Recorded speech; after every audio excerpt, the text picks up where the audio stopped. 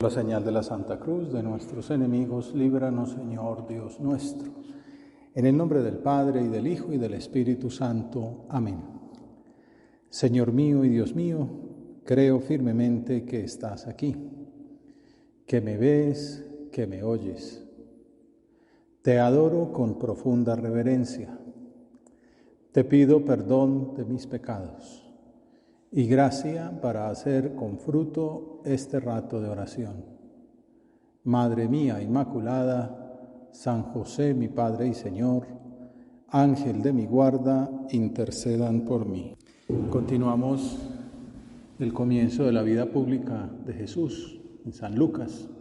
La semana pasada lo veíamos en la sinagoga de Nazaret, su pueblo donde creció, no natal porque nació en Belén, como sabemos, pero donde se había criado, una población pequeñísima, aunque bueno, suficiente para tener sinagoga. La semana pasada considerábamos pues ese amor a la palabra, como hemos visto, el Papa Francisco instituyó que el tercer domingo del tiempo ordinario fuera el domingo de la palabra, donde vemos a Jesús leyendo la profecía de Isaías. Y empatamos con lo de hoy, cuando dice, como homilía, que era común hacerlo, uno de los adultos de la población podía hacer la lectura y comentarla, invitado por el rabino. Y entonces la única homilía que hace Jesús es: hoy esta escritura se ha cumplido. Las profecías de Isaías. En estos días uno de ustedes me contaba que lo estaba leyendo el profeta, que le llama mucho la atención cuando uno lo lee y se da cuenta que todo eso se ha cumplido, ¿no? Después en Jesús. Saliendo de allí, cuenta la versión de San Marcos, se dirigió a su ciudad y lo seguían sus discípulos. Cuando llegó el sábado, empezó a enseñar en la sinagoga. También una manera de verlo en el de San Lucas es como una especie de obertura. Eso a veces pasa en las grandes piezas musicales, por ejemplo, que en la presentación se hace como un resumen de todo lo que va a pasar después. Y es un poco lo que hace San Lucas con esta presentación en público, donde anuncia, que es a lo que él vino, a anunciar la palabra. Es acogido, pues, digamos, amigablemente, pero luego el Señor lleva al extremo lo que está diciendo y entonces ya es rechazado y suele, pues, ir a otras partes, pero finalmente concluye el rechazo, pues, como sabemos, en la muerte en la cruz. Entonces, como esta obertura es como un pequeño resumen, San Lucas es muy buen escritor, buen historiador y buen narrador, y entonces se le nota que tiene una estructura narrativa, tiene un proyecto, no es que vaya juntando cosas, sino que entonces es como si dijera, bueno, aquí está resumido lo que le va a pasar. Él va a anunciar el mensaje, va a ser acogido inicialmente, luego será rechazado y terminará el rechazo hasta el extremo de la muerte. Y ya con eso lo he dicho todo, pero entonces vamos a ver qué aprendemos de la palabra. Cuando llegó el sábado empezó a enseñar en la sinagoga. Viene de hacer milagros en pueblos cercanos. Ha llegado ecos allí a Nazaret de los milagros que había hecho, las curaciones, etc. Y entonces también tenían un poquito de expectativa, ¿no? por ver qué iba a hacer en su tierra. También había esperanza entre sus vecinos, entre sus parientes, al regreso a su tierra natal, a su patria, como dice también el Evangelio. Nos imaginamos esa sinagoga un poco parecido a esta reunión de ahora, un sitio sagrado, y entre los asistentes al culto estarían los amigos de toda la vida, de los que se había despedido un par de años atrás al marcharse a iniciar su vida pública en Cafarnaúm. Asistirían los parientes, los amigos de la infancia, los compañeros de lucha de José, que probablemente ya había fallecido porque no aparece en la escena, y de María. Uno esperaría, pues lógicamente, el recibimiento brillante para el hijo ilustre, entre comillas, de una aldea pequeña que había alcanzado el reconocimiento por ser la cuna del nuevo predicador, del que hacía milagros, al que seguían multitudes de toda Galilea, toda esa zona norte de la Tierra Santa. Sería normal, podríamos decir, el orgullo de sus paisanos por haber convivido con semejante personaje desde pequeño. De hecho, el Evangelio reseña que aquellos que lo habían visto crecer entre las callecitas y callejones de aquel pequeño poblado de Nazaret, ahora se maravillaban al escuchar las palabras de sabiduría que salían de los labios de Jesús. Es bueno imaginarse uno su barrio de origen, ¿no? Cuando uno vuelve, ya lo que le parecía grande es pequeñito. Algo así le podía suceder a Jesús. Y dice el Evangelio que la multitud que lo oía se preguntaba asombrada, ¿de dónde saca todo eso? ¿Qué sabiduría es esa que le ha sido dada? Bueno, hay un reconocimiento de que son palabras de sabiduría. Y esos milagros que realizan sus manos, ¿no? Ven curaciones. Buscaban en su filiación biológica lo que solo puede explicar su origen divino. Sin embargo, el mismo Jesús, que lo hemos visto en otras ocasiones, que se maravillaba por la fe que encontraba incluso en personas que no eran judías, ahora quedará admirado, dice el Evangelio, por la reacción de escepticismo de sus paisanos. Incluso como argumento para no creer en él, algunos esgrimen precisamente el haberlo conocido de antes, ¿no? Para explicar que no podía hacer lo que estaba haciendo ahora, que debería ser que estaba quizás endemoniado. Aquel a quien habían visto de niño haciendo mandados, jugando por allí, por aquellas calles, no podía ser ahora pues el maestro, ¿no? Mucho menos, como algunos incluso decían, el Mesías. Y la emoción o la admiración inicial se transformaron en verdadero escándalo. Dicen, ¿no es este el carpintero, el hijo de María? De ahí viene el nombre del libro. ¿No es este el carpintero, el hijo de María, hermano de Santiago y de José y de Judas y Simón? Y sus hermanas no viven con nosotros aquí, pues sus primas, ¿no? Sus parentelas, ¿no? Y se escandalizaban a cuenta de él. El escándalo es como obstáculo, no podían creer, no se les daba. No debemos extrañarnos por esta reacción adversa, porque también lo que está queriendo decir el Evangelio es que ese es el camino que espera a los que predican a Jesús, a sus seguidores. Si eso me hicieron a mí, lo mismo os harán a vosotros, dirá en otra ocasión. La envidia, la falta de fe, el miedo al compromiso, en definitiva también el pecado original, es lo que está detrás de esa actitud burlesca o incluso, como veremos, persecutoria. Así lo anunciará el Señor muchas veces. Al discípulo le basta con ser como su maestro y al esclavo como su amo. Si al dueño de casa lo llaman Belcebú, cuánto más a los criados. Este evangelio está escrito pues para esos primeros cristianos que estaban siendo perseguidos por los romanos, por los mismos judíos. Y entonces era como una voz de aliento de decir, esto mismo le pasó a Jesús y esto le pasará a los cristianos a lo largo de los tiempos. También a nosotros nos puede suceder y no nos puede asustar que ser coherentes con nuestra fe nos conlleve pues dificultades profesionales, sociales, ¿no? Que se burlen o que nos pongan trabas por anunciar o por defender pues las doctrinas de Cristo.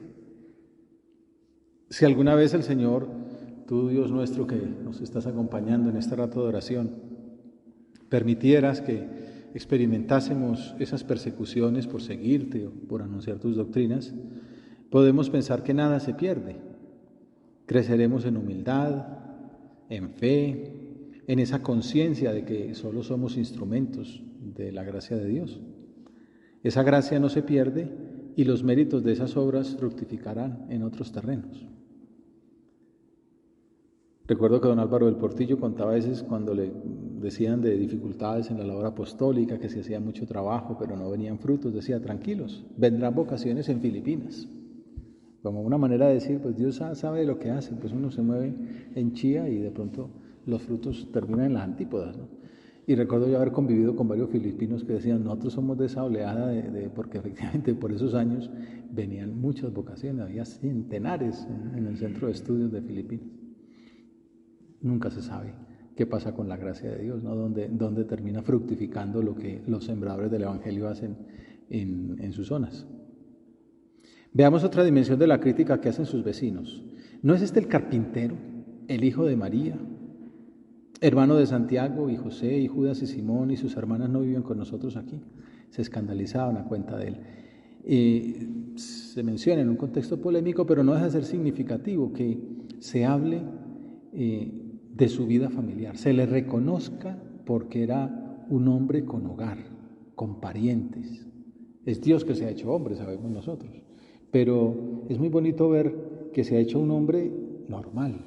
No es como una apariencia de hombre, esto fue unas herejías que digo al comienzo del cristianismo, pero precisamente se purificó en decir Cristo verdaderamente Dios y verdaderamente hombre, con una madre biológica, ¿no? que le dio a luz, un padre putativo, unos parientes, una ciudadanía, un oficio. Tú, Señor, quisiste darnos ejemplo de humanidad. Por eso Juan Pablo II le gustaba tanto recordar unas palabras que logró colar en el Concilio Vaticano II, pues, movido por el Espíritu Santo, ¿no? Cristo revela verdaderamente el hombre al propio hombre. O sea, uno está hecho para sacar adelante su vocación humana, para ser un hombre en plenitud, para llevar al máximo desarrollo sus capacidades, pues el estudio, capacidades intelectuales, capacidades deportivas, capacidades sobre todo de servicio, de alegría, ayudarle mucho a la sociedad. ¿Y cómo hacer para llevar aquello adelante? Pues bueno, ayudan mucho los ejemplos. Ahorita hablábamos de lecturas, de gente que le sirve a uno, pues hombre, que cumplen, que tienen metas, que se levantan temprano, que tienen hábitos y que le enseñan a uno pues a exigirse para dar más fruto. Bueno, pues el que más modelo da, el mejor modelo para seguir es Jesucristo. Pues el Verbo encarnado es el que revela el hombre al propio hombre. Por eso los cristianos, los santos, son los modelos de mejores hombres y mujeres, las mejores personas, porque son los que verdaderamente han desarrollado todas las capacidades, también las espirituales. Pues bueno, Jesús es un hijo, qué bonito, hijo de Dios, hijo de María. Y quiso llamarse hijo de José, aunque pues no lo es verdaderamente desde el punto de vista biológico, pero ejerció esa filiación también, les estaba sujeto, dice la Escritura. Además tenía un trabajo profesional, vivió la mayor parte de su tiempo una existencia normal como la de cualquiera de nosotros. Tú, Señor, eres modelo de ser humano perfecto. Y podemos encontrar en tu ejemplo la guía para nuestra vida familiar. Uno dice, bueno, ¿cómo ser mejor hijo? Pues pensar en la oración, ¿cómo sería Jesús hijo de María? ¿Cómo sería Jesús hijo de José? ¿Cómo ser mejor hermano? Pues cómo sería, pues no tenía hermanos físicos, pero bueno, ¿cómo trataría pues a sus primos, ¿no? ¿Cómo conviviría? ¿Cómo compartiría? ¿Cómo sería su espíritu de generosidad?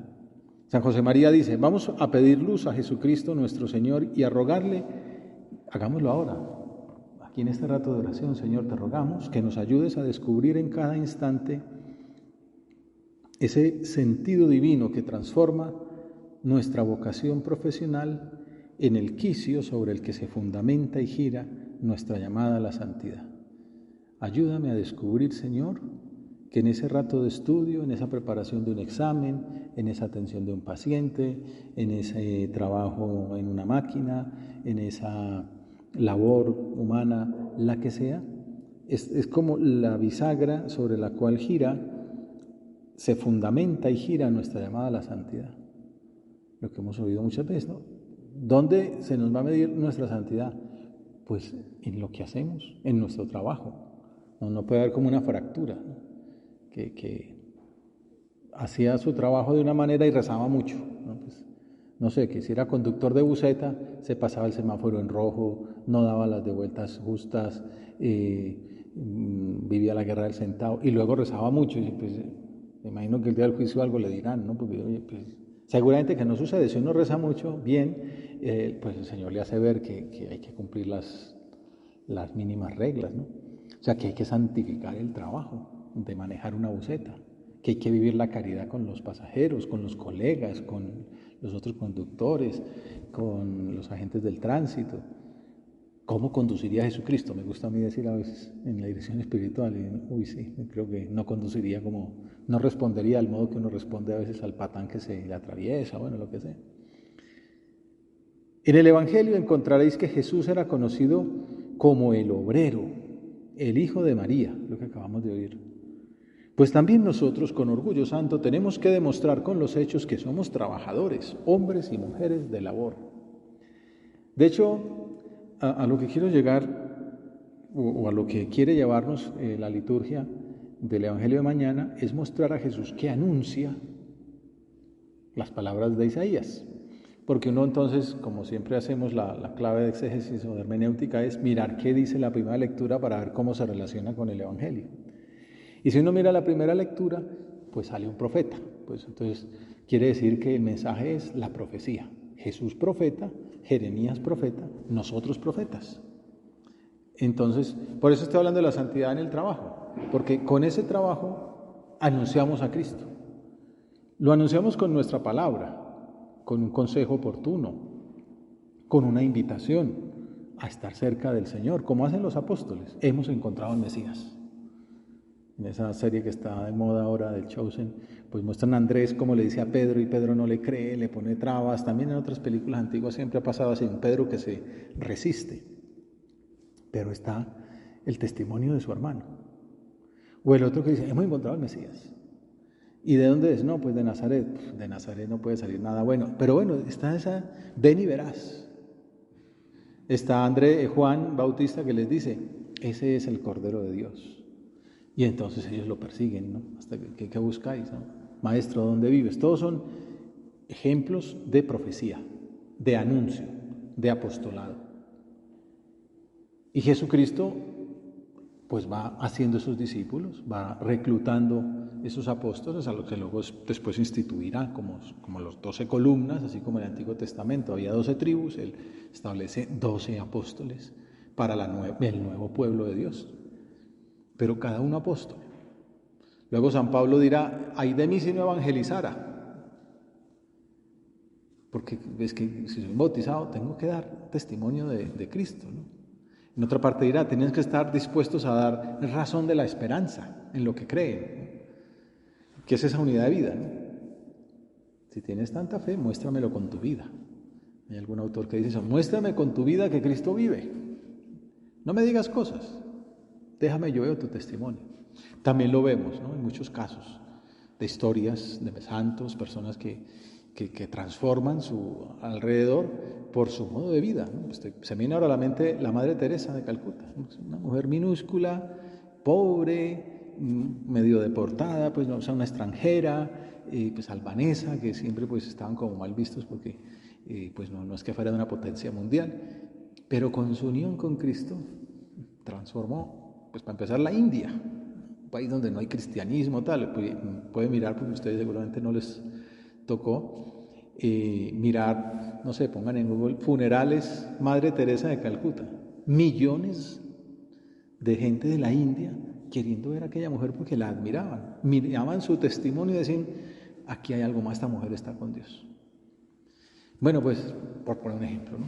Obviamente hay otros que no influyen en millones, pero sí influyen a su alrededor y son esos procesos de canonización que uno ve, un profesor universitario, un matrimonio, una ama de casa, gente que lo que el Papa llama los santos de la casa de al lado, la clase media de la santidad, a los que estamos llamados a ser tú y yo, personas normales que se equivocan pero que luchan, que son profetas, porque anuncian el Evangelio con su vida y con su palabra. Por eso la primera lectura es muy bonita porque es toda una teología de vocación, la vocación de Jeremías. Estamos teniendo en estos días la lectura de también la vocación de David, cómo va el profeta Natán, le dice en secreto al papá, bueno, es que aquí vengo por una misión, vengo a escoger un muchacho de tus hijos, Dios me envía. Entonces sacan pues ahí al más acuerpado, al más buena pinta y tal. No, ese no es. Y luego pues van bajando como en el casting, ¿no? Y definitivamente ninguno funciona. Y entonces dice, oye, pues no tiene a nadie más. Y él dice, no, pues que hay otro que ni contaba con él, ¿no? O sea, es que es un langaruto, aunque pues también la escritura dice que era de buen parecer, ¿no? De pelo rubio y ojos bonitos y tal. Pero en ese momento es que el papá ni cuenta con él. O sea, como, ¿quién va a contar con ese muchachito? Pues no tráelo. Ese es. El que rechaza hasta el papá, ese es el que Dios ha elegido. Jeremías En estos días un amigo me decía eso, que falta meditar mucho el Antiguo Testamento, esos personajes. Me lo decía por una meditación que había oído sobre Moisés. Algunos de ustedes se acuerdan cuando estábamos en el vino. Tuvimos la saga de Moisés, que también es un personaje tremendo. A mí, personalmente, mi vocación me influyó mucho en unas predicaciones sobre el ejemplo de Moisés. También uno podría meditar mucho. Pero Jeremías, que nos lo pone la primera lectura de mañana, dice: el Señor me dirigió la palabra. Estamos meditando la profecía, o sea, nuestra vocación profética, diríamos. Cuando se nos bautiza, se nos consagra como otros Cristos, reyes, sacerdotes y profetas. Y por el hecho de estar bautizados, debemos dar razón de Cristo. No es que uno se para en un bus pues a decir, a dar testimonios cristianos, ¿no? Como el que a ustedes les gusta tanto, el que se para y dice: buenas tardes, yo era un atracador, pero me he convertido a Cristo y ahora les voy a cantar un reggaetón cristiano. Y entonces alguien le dice: no, mejor atráquenos. Bueno, ese es el peligro de ese tipo de actitudes. No, lo nuestro es con el de al lado, ¿no? Con el amigo, con los de nuestra profesión, con los de nuestro ambiente, ¿no? Pues ser profetas. Y entonces mira cómo es la vocación del profeta. El Señor me dirigió la palabra. Jesús también lo dirá: ustedes no fueron los que me eligieron, fui yo el que los elegí. Los llamé, no me habéis vosotros elegido, fui yo mismo quien os elegí. Ya no os llamo siervos sino amigos, ¿no? Como dice la canción, pues que está tomada del Evangelio. Ya no los llamo siervos, ya son mis amigos. Esto es una belleza, ¿no? También para que nosotros en nuestro diálogo con el Señor que estamos teniendo le demos gracias y ahondemos en todo lo que significa ser discípulos de Jesús, ser cristianos. Que es una iniciativa de Dios, saber que me quieres tanto, Señor, y no me he vuelto loco. Porque estamos aquí un poco grandes, gracias a Dios, pero ¿por qué nosotros? Sí, podría haber otra gente mucho más buena que nosotros, más líderes, con más virtudes, con más prosapia, ¿no? Con más abolengo. Pues como para que se vea que la obra es de Dios, para que se vea que es su misericordia. Me dirigió a mí la palabra. ¿Y qué le dice el Señor a Jeremías? Antes de formarte en el vientre te elegí. Es muy fuerte esto, ¿no?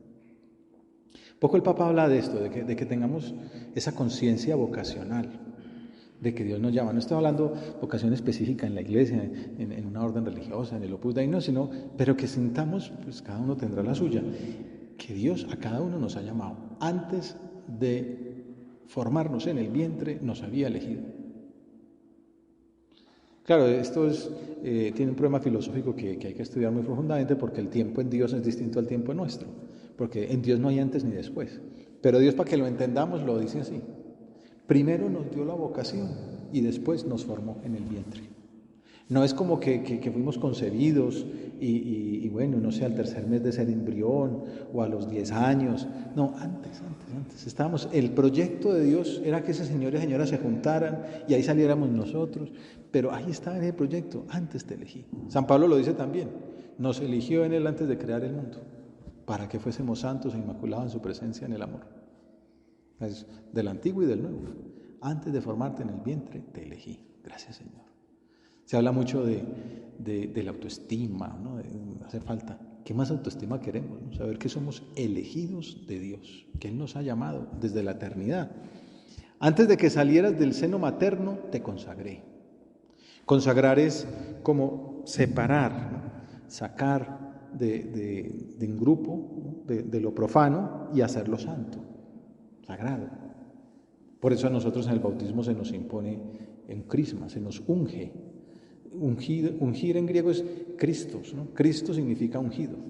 O sea que nosotros somos ungidos. Nos ungieron en el bautismo, nos ungieron en la confirmación, a mí me ungieron en la ordenación sacerdotal. Nos ungieron, nos hicieron Cristos, nos cristificaron, nos hicieron conformes a Jesús. Para que era una manera plástica, un signo que muestra algo, una realidad que hay. Que antes de formarnos en el vientre el Señor nos había elegido. Que antes de salir del seno materno nos había consagrado. Te constituí profeta de las naciones. ¿Qué piensas tú en este rato de oración cuando escuchas esto dirigido a ti mismo? Nos puede pasar Y es lógico que nos pase lo que le pasa a Jeremías, que reacciona de la siguiente manera: ¡ay, Señor! ¡Ay, Dios mío! Diciendo, no me compliques la vida, ¿no? Como, eso es muy grande, yo soy muy poca cosa. Mira que no sé hablar, que solo soy un niño. Moisés dice algo parecido: mira que soy gago, ¿no? Que soy tartamudo, que soy tímido, que soy... tranquilo, entonces vas a detener a tu hermano Aarón para que te ayude. O sea, como no me pongas trabas, que yo tengo una misión y te doy la gracia para cumplirla. Pues Jeremías dice, es que soy un peladito, soy muy jovencito, dame un poquito de tiempo cuando tenga mayoría de edad o cuando termine la carrera. Siempre uno está como aplazando, ¿no? el encuentro. Mira que soy un niño. Y el Señor, ¿qué contesta a esa disculpa, a esa excusa? No digas que eres un niño. Diciendo el Señor, yo sé la edad que tienes. Pues irás a donde yo te envíe. Esto es muy bonito, ¿no? Que el profeta, el apóstol, cumple la voluntad de Dios. Va a donde Dios quiere. A veces uno quiere como hacer su voluntad, salirse con la suya. Pues es muy importante la oración, que es lo que estamos haciendo. Señor, ¿a dónde quieres que vaya? Y se nos viene a la mente ahora Jonás, ¿no? Se dice, a Nínive, y él se va, coge el expreso al otro lado, ¿no? A las antípodas, porque es muy templado lo que el Señor le está pidiendo. Lo puede terminar muerto, pues, porque ir a anunciar la desolación a un pueblo, pues el rey lo puede matar. Pues sabemos la historia, ¿no? Que lo terminan echando del expreso, ¿no? Del barco al mar. Y entonces la ballena lo lleva, el cetáceo, puede ser que sea, lo pone en Nínive. Es que yo te quiero en Nínive, irás a donde yo te envíe. Entonces, pobre, pues no tenía más que hacer, ¿no? Jonás, perdón. Esa es la vocación de Jonás, ¿no? Ir a Nínive. Bueno, allá la cumple y al final efectivamente su profecía se cumple y la gente se convierte, pues el rey pone a convertirse, pues a vivir ayuno hasta las vacas. Todo el mundo tiene que ayunar 40 días y el Señor pues dice, bueno, esta gente se convirtió, se cumplió lo que quería con el anuncio de Jonás. Jeremías, irás a donde yo te envíe y dirás lo que yo te ordene. Pues es tan importante la oración, ¿no? Que es para no hacer mi voluntad sino la tuya, para no ser mi obra sino la obra tuya, Señor. ¿Qué es lo que hace Jesús? Va a la sinagoga de Nazaret, o sea, al lugar sagrado, y dice, hoy se ha cumplido la profecía de Isaías. El anuncio de Isaías se ha cumplido aquí hoy. Aquí estoy para anunciar la salvación a los oprimidos, la liberación a los presos, a los oprimidos el consuelo, bueno, el jubileo, un año de gracia del Señor, un anuncio de alegría, un anuncio de salvación, un anuncio de felicidad. No les tengas miedo. A veces uno puede plantear cuál será el problema de las crisis de vocaciones, ¿por qué puede ser? No sé, si la pandemia, obviamente, el tiempo actual, época de millennial, centennial, lo que sea, pero siempre ha pasado esto, siempre ha habido miedo a cumplir la voluntad de Dios, a complicarse la vida. Los mismos apóstoles, como digo, la situación esta de Pedro, ya, como digo, hay otra película previa, vieja, que lo muestra muy bien, que el hombre duda, se esconde, huye, hasta que el Señor viene, préstame la barca, apártala un poquito, mete mar adentro, y pues termina pescando, pesca milagrosa, apártate de mí, Señor. Pero dándole vueltas, ¿no? Huyendo, dándole largas a la vocación. Pues el Señor dice, no les tengas miedo. Parte de eso es tener miedo. Claro, uno piensa lo que uno es, su propia vida, su historia, y razón tiene para temer, ¿no? Porque ¿quién soy yo? Soy apenas un niño. O, pues, no sé, David también, todas las bestialidades que ha hecho. Pero el Señor sigue contando con nosotros. De hecho, es una tentación del diablo pretender que porque somos débiles o porque hemos tenido errores, entonces no podemos anunciar. Dice, no, anuncia. Contigo cuento. Incluso es que tu testimonio de conversión ayuda, como el testimonio de David del Salmo 50, cometió errores muy grandes, pero se arrepintió y gobernó mucho tiempo, y de su semen vino, pues, el Mesías. No digas que eres un niño, irás a donde yo te envíe y dirás lo que yo te ordene. No les tengas miedo, que yo estoy contigo para librarte. No les tenga miedo. ¿Qué es lo que dice Juan Pablo II? Lo que dijo Benedicto, lo que dice el Papa Francisco. No tengan miedo. Como un problema de nuestra época es el miedo. Quizá el miedo a quedar mal o el miedo a no ser capaz de una misión grande. No tengas miedo, porque yo estoy contigo. Pedro no es nada, pero un pobre pescador, un hombre sin muchas luces en la inteligencia, pues no tiene ningún doctorado y tal. Pero ese es el que Dios ha elegido para ser papa. Y la iglesia, 20 siglos después, sigue ahí. ¿Por qué? Porque Dios está con él. O sea, si nosotros fuéramos los seguidores de Pedro, imagínate tú. ¿Y qué hizo su fundador? No, pues era un pescador, un impulsivo. Efectivamente, no hay como mucho de dónde. No, Pedro es la piedra elegida por Jesucristo. Y entonces, es el fundamento de la iglesia de Dios en el mundo, de la familia de Dios en el mundo. Y entonces, por eso vamos adelante a pesar de todo lo que ha pasado en la historia. El Señor extendió la mano, hay un espacio ahí, porque es los primeros 4 versículos y luego da un salto al 17. El Señor extendió la mano, tocó mi boca y me dijo, voy a poner mis palabras en tu boca. En otros profetas coge unos carbones encendidos y purifica la boca, ¿no? Bueno, el Señor pone sus palabras en nuestra boca. Pues en la boca de Jesús era el mismo Dios, ¿no? Pero por eso Jesús puede decir, estoy diciendo la palabra de Dios. Pero como nosotros somos seguidores de Cristo y como somos otros Cristos, esa es la vocación que el Señor nos da, pues nos envía a ser profetas de nuestro tiempo. Imagínate, si los que estamos aquí vamos dando, ¿qué es lo que queremos hacer, ¿no? Ser apóstoles, dar buen ejemplo.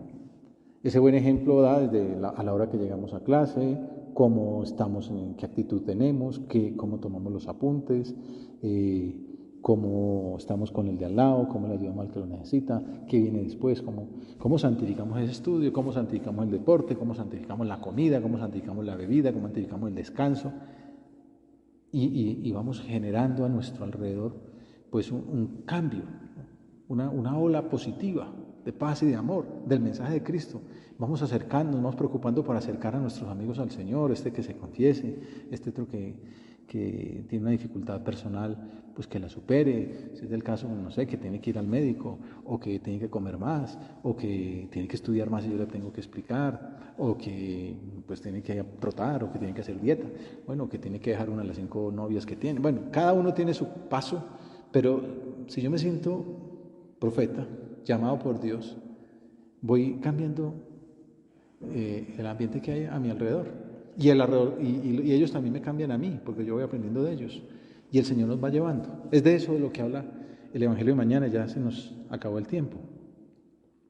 El anterior prelado de la obra y gran canciller de la universidad, Monseñor Javier Echavarría, comentando estas palabras decía, todos los cristianos participan de la misión de la Iglesia y por tanto tienen el deber de anunciar a Cristo con el testimonio de la vida y con las palabras. Todos hemos de hacer apostolado, es decir, empeñarnos en hablar de Dios a la gente, mover a los hombres y a las mujeres a que se acerquen más al Señor. Es algo que pertenece a la esencia de la vocación cristiana. Vemos que la Virgen también es profeta. Cuando recibe su mensaje sale donde su prima, con dificultad, en embarazo, con pobreza, con muchas contradicciones, pero no se puede quedar sin el afán de servir y de anunciar, ¿no? De mostrar con su vida que Cristo se ha encarnado. Luego por eso la prima le dice, ¿de dónde a mí? Que venga la madre de mi Señor a visitarme, ¿no? Bueno, pues la Virgen también estará ahí en Caná, haced lo que los diga, y con eso es fuerza que venga la hora del Señor y venga su primer milagro. Y la Virgen estará también, eso también es ser profeta, estar a las duras y a las maduras, en el momento de la cruz, ahí, al pie del Calvario, junto a la cruz de Jesús, su madre. Bueno, pues a ella le pedimos que haga realidad en nuestra vida esta audacia, esta valentía que hace falta en los hombres de hoy, en los cristianos de hoy, para ser profetas. No olvidemos que debemos ser la luz del mundo, la sal de la tierra, y obremos en consecuencia. Te doy gracias, Dios mío, por los buenos propósitos, afectos e inspiraciones que me has comunicado en esta meditación. Te pido ayuda para ponerlos por obra. Madre mía Inmaculada, San José, mi Padre y Señor, Ángel de mi guarda, interceded por mí.